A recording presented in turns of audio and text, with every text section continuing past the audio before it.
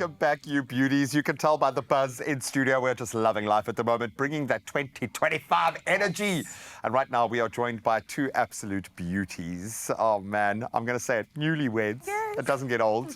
And hopefully, we're going to, for the rest of the year, call them newlyweds. Danilo Acquisto, okay, who is media personality and CEO of Special Effects, and then Marco Sparma Acquisto, who is an actor and artist. Let's give them a very celebratory feel-good welcome.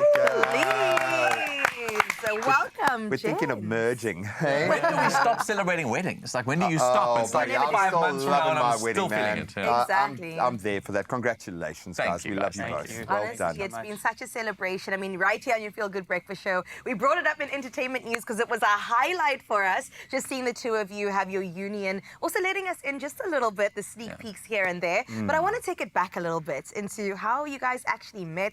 I mean, when two powerhouses come together, what is the setting? What's the environment? Take this one. The way you looked at each other was like there was It's a actually a story. story. Yeah, I like that. I wish we had a more romantic story, but so back in the day when it was still called Twitter, Yes. I did slide into a DM there. And First move. Did make the first move. And it was innocent, hey? He wasn't interested at all in that stuff. He was just like, I've got a business proposition for you. Let's go for coffee. Didn't know he was in Joburg. Yeah. Oh, wow. And that was 9 years ago. So 2015, slid into a DM and asked him out for coffee, and we spoke ever since. So for the last 9-10 years, we've been speaking. On Twitter or Sanchez? You took it offline. This is the first time we've actually met in person, by the way. It's nice to meet your husband. It's all for the gram. It's all. When did you guys fall in love?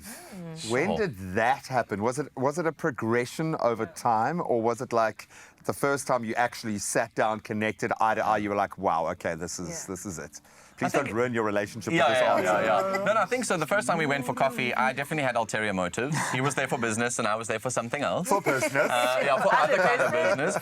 But I think the thing that really happened at the time, both of us were, and most of the queer community will know, like quite closeted. I was a good Catholic. Wasn't allowed to explore any of this sort of side of my life really publicly. And I think he was going through something quite similar in his world in Joburg. And so that sort of vulnerability and having to like deal with this, grappling with a really big question and complex idea of who you are and what you want to do with your life, really kind of bonded, I think, both of us in so many ways. I think we both realized, hey, like life is hard, but we love each other, and so much better when we're together. Yeah, how do we do this like well, and how do we teach the world that like we can be, loving partners forever without it having to be the typical image of what you'd imagine, the media talks about sort of queer And I couples think it being was like. through all of that wrestling that we eventually fell in love, and it's through that wrestling that, that we got closer and closer and closer together. So Oh, you mean like actual wrestling, or a little bit of actual wrestling. Same thing happened with me and Lynn's. As soon as we were actually. Seems to be the recipe to keep to the altar. Okay, noted. I got you. So I'm going to do this all morning. I'm sorry, man. It's just too good to have you here. Oh, guys, honestly, we celebrated with you, like I said earlier,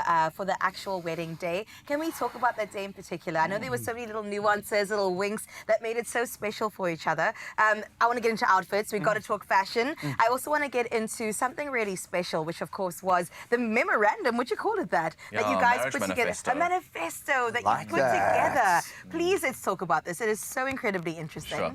So we've attended a lot of weddings. I mean, we're old now. We're like, how old are we? 34 now? I'm turning 34. You're turning, Your marriage is doomed and you both suck. exactly. Okay, stop saying things like that. And so I think we really have attended a lot of weddings, and we know what goes wrong at weddings. We know what doesn't work at weddings. We wanted to make it feel personal, especially the service that we had really needed to feel holy and beautiful and like celebratory. And then the celebration afterwards must be about the guests, man, and a good time. So we really had a lot of ourselves poured into this, and our communities, families and friends had poured into the day, which made it so personal and special. We wanted that.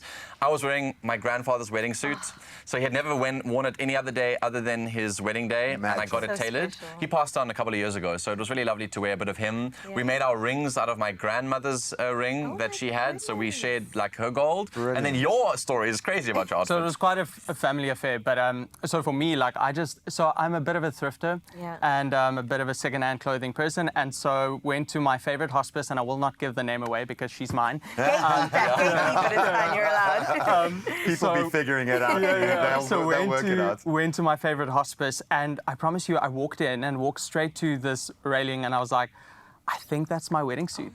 And I walked in and it was 75 rand. So my wedding dress, 75 rand. 75 I got some personal tailoring done. But the manifesto is loved the it. interesting part, Yes, really, please, which tell is me about this. I didn't know that nobody knew about marriage manifestos, but obviously we've been very intentional about our relationship. We know what marriage means. So many marriages don't make it through to the end of the line. You've got to work at it, You man. really have to work so hard. And it really is hard. Like, marriage is not an easy thing to get across. I mean, we're still new at it, but I've heard. And so what we really wanted to do before we got married was put together like a constitution for our relationship. How are we going to handle conflict? How are we going to handle intimacy? How are we going to handle finances? How are we going to handle kids? That's so What are our clever. beliefs about things, really? And we revisit it annually in like a board meeting, a family board meeting. We sit down together and we reevaluate our values and what we want to achieve as a couple. And so that manifesto really set the good foundation for like, okay, we've had all the hard conversations. Yeah. We know what we want. We know what our values are. Let's go forth and live this. Danilo, out. the CEO, just I know, kicks but in. that's brilliant because it gives you something to take the edge off. Because it can't always be your solution. It can't always be your Exactly. solution. And sometimes you can't find each other And we in found- the middle of that. So We found that most relationships, actually, people don't talk about the stuff before. They start discovering these issues in the relationship and now trying to navigate this in a very scary environment. We But thought, no. but I think we were also very fortunate because we spent a good 8-9 years building a really solid foundation before we got married. And I do think like a lot of times people don't have that opportunity or have that kind of chance to build something so solid for a very long time and then get married. Yes. that being said, because my wife and I went through a similar process where I started to almost change myself to become the man I wanted to be to give to her, if that makes any sense. Not that you have ownership in a marriage, but I became so much more intentional about my own character and my own identity. beautiful. And then the kids question comes on after that, and that's a whole different thing. But it feels like within kind of forming your identity, so much has happened overlapping with this time. I mean, but you used to be on our side of the camera, now you're inside our heads, literally.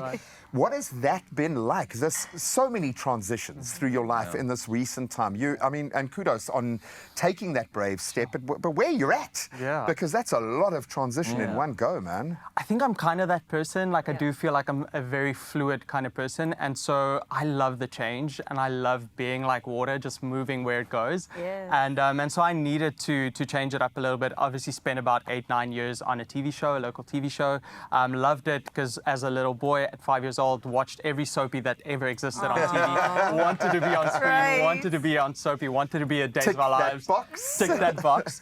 And I don't know, like I think just throughout that 8-9 years, as you grow more into yourself, like you said, you find yourself, you become the man that you want to be. I realized, cool, I want to dabble in a little bit of art. And so became a closeted artist. While I was shooting the show, in between scenes, I would be sketching and drawing things and like getting things out of my system and out of my subconscious. But at the same time, also studying psychology. So been a part-time psychology student over the last 3 or 4 years, yeah. Because you can do it all. That's do going to it all. help We you. can That's do it going to help you a lot. Oh, no, he says to me, I'm the one studying psychology. Stop psychoanalyzing me. That's why I keep getting this side. Yeah. Can I the just job. say, I love you guys so Thank much. you. Danilo, Marco, thank you for sharing the couch with us and the space with us, and also your life with us. I know we don't get it all, but we're grateful for the snippets that we do, and we hope Thank that you'll you. stick around right here, because we still have more. We will, and thanks to the Expresso family and South Africans who've been such a huge part of our journey. We love you guys. Thank you.